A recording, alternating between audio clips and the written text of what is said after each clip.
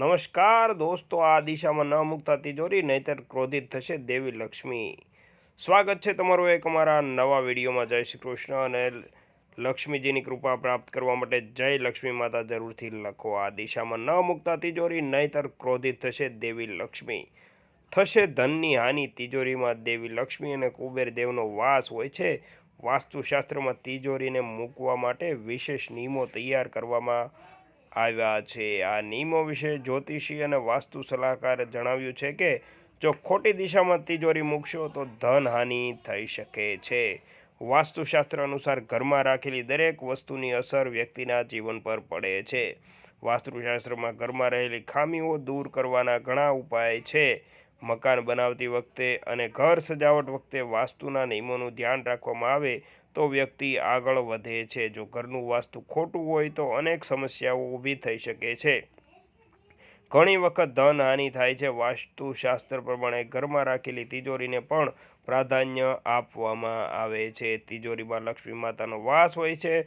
વાસ્તુશાસ્ત્ર અનુસાર જો ઘરમાં તિજોરીને વાસ્તુશાસ્ત્રના નિયમોસર ન રાખવામાં આવે તો તેનાથી ધનહાનિ અને આર્થિક તંગી પણ આવી શકે છે। જ્યોતિષી અને વાસ્તુ સલાહકારે જણાવ્યું છે કે ઘરમાં તિજોરી કઈ દિશામાં અને કેવી રીતે મૂકી શકાય। આ દિશામાં ન હોવો જોઈએ તિજોરીનો દ્વાર। જો તમે પણ તમારા ઘરમાં તિજોરી રાખવા માગો છો તો હંમેશા ધ્યાન રાખો કે તિજોરી ઉત્તર દિશા તરફ જ ખુલવી જોઈએ। વાસ્તુશાસ્ત્ર ઉત્તર દિશાને કુબેર અને માતા લક્ષ્મીની દિશા માનવામાં આવી છે। મિત્રો, વિડીયો સારો લાગે તો ફટાફટ 10 લોકોને શેર કરી દેજો।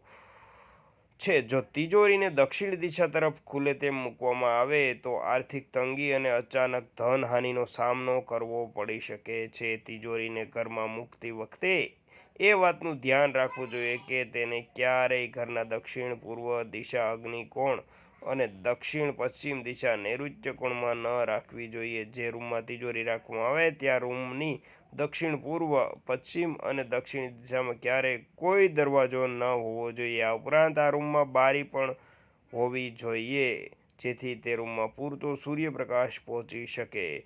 વિડીયો ગમ્યો હોય તો વિડીયોને લાઇક, શેર, ચેનલ અને સબસ્ક્રાઈબ જરૂરથી કરો અને હા, લક્ષ્મીજીની કૃપા પ્રાપ્ત કરવા માટે જય શ્રી કૃષ્ણ જરૂરથી લખો। મિત્રો, આવા અવનવા વિડીયો માટે અમારી ચેનલને ફોલો કરી લો। સ્વસ્થ રહો, ખુશ રહો, હંમેશા હસતા રહો અને સારું વિચારો, એકબીજાને મદદ કરો।